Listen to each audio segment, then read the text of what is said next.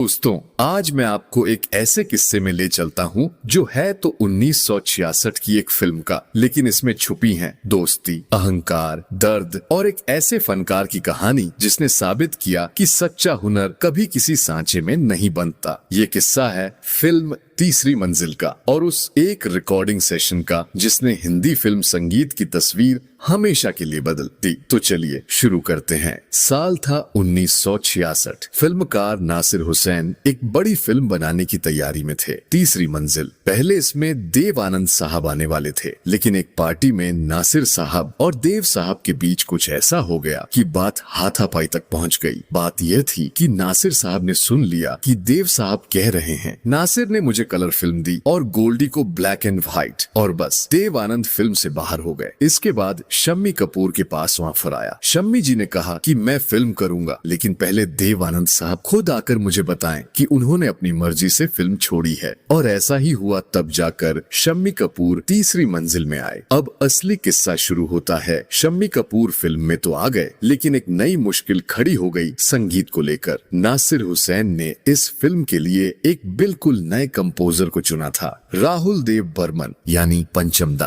पंचमदा को यह काम दिलाने में गीतकार मजरूह सुल्तानपुरी का बड़ा हाथ था, लेकिन उस वक्त पंचमदा कोई बड़े नाम नहीं थे। उनकी पहले की फिल्में छोटे नवाब, भूत बंगला, तीसरा कौन ज्यादा कुछ खास नहीं कर पाई थीं, तो स्वाभाविक था कि शम्मी कपूर थोड़े चौंके। वो चाहते थे कि शंकर जयकिशन जैसे आजमाए हुए संगीतकार इस फिल्म में काम करें। पंचमदा के बारे में उन्हें ज्यादा भरोसा नहीं था। जब पंचमदा ने शम्मी जी को गाने सुनाए तो वो सुनते सुनते इतने उत्साहित हो गए कि म्यूजिक सेशन के दौरान ही नाचने लगे। धुनें तो पास हो गईं, लेकिन अब एक नई चिंता सामने आई। शम्मी जी को लगा ये धुनें तो बहुत ज्यादा मॉडर्न और रॉक एंड रोल वाली हैं। रफी साहब क्लासिकल गाने गाते हैं, चौदहवीं का चांद और ओ दुनिया के रखवाले जैसे गहरे गाने, तो क्या वो इन पश्चिमी धुनों के साथ न्याय कर पाएंगे? शम्मी जी ने पंचमदा से कहा, भाई रफी साहब के लिए ये बहुत मुश्किल होगा। इन वेस्टर्न धुनों के लिए किसी और को सोचना चाहिए। जब यह बात रफी साहब को पता चली तो उन्होंने कोई बड़ी बहस नहीं की, कोई नाराजगी नहीं दिखाई। बस शम्मी जी को फोन किया और सिर्फ इतना कहा, शम्मी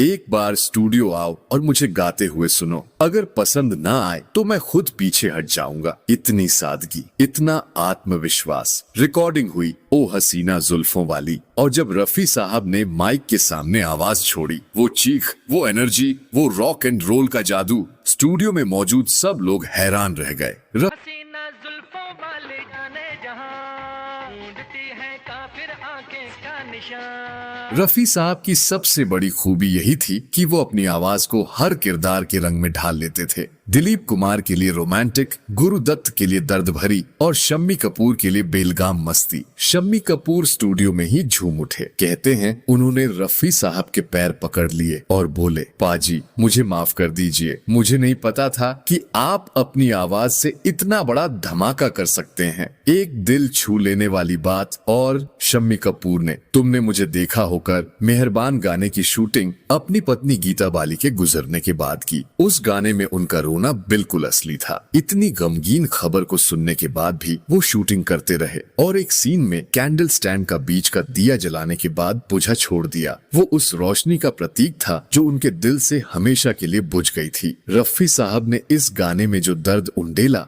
वो भी अनोखा था। तुमने मुझे देखा होकर मेहरबान। नतीजा तीसरी मंजिल का साउंड ट्रैक 1960 के दशक के सबसे ज्यादा बिकने वाले हिंदी फिल्म एल्बमों में शामिल हो गया। ओ हसीना जुल्फों वाली, आजा आजा मैं हूँ प्यार तेरा, दीवाना मुझसा नहीं, ये सब बिना का गीतमाला की साल के अंत की लिस्ट में छा गए। और पंचमदा, उनका नासिर हुसैन के साथ ऐसा रिश्ता बना कि उन्होंने उनकी हर फिल्म में संगीत दिया। यादों की बारात, हम किसी से कम नहीं, एक के बाद एक धमाका और एक मजेदार फिल्मी कनेक्शन। ओ हसीना जुल्फों वाली में शम्मी कपूर के दोस्त का किरदार निभाया था सलीम खान ने। वही सलीम खान जो आगे चलकर सलीम जावेद की मशहूर जोड़ी के लेखक बने और सलमान खान के पिता भी। और उसी गाने में जो हेलेन थीं, वो बाद में सलीम खान की पत्नी बनी। रफी साहब ने उस दिन स्टूडियो में सिर्फ एक गाना नहीं गाया, उन्होंने यह साबित किया कि असली फनकार किसी एक सांचे में नहीं बंधता।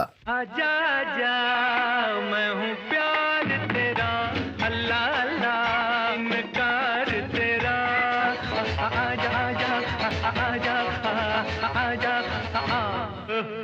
आजा आजा आजा क्लासिकल हो या रॉक एंड रोल, रफी साहब हर जगह लाजवाब थे। सादगी में बेमिसाल और जब जरूरत पड़े तो आसमान चीर देने वाली आवाज, यही थे मोहम्मद रफी। दोस्तों, कैसा लगा ये किस्सा? अगर इस कहानी ने आपके दिल को छुआ तो अब भी इस वीडियो को लाइक करें और हमारे चैनल को सब्सक्राइब जरूर करें ताकि ऐसे और अनसुने किस्से आप तक पहुंचते रहें। कमेंट में बताइए रफी साहब का आपका सबसे पसंदीदा गाना कौन सा है। मिलते हैं अगले किस्से में, तब तक जय हिंद।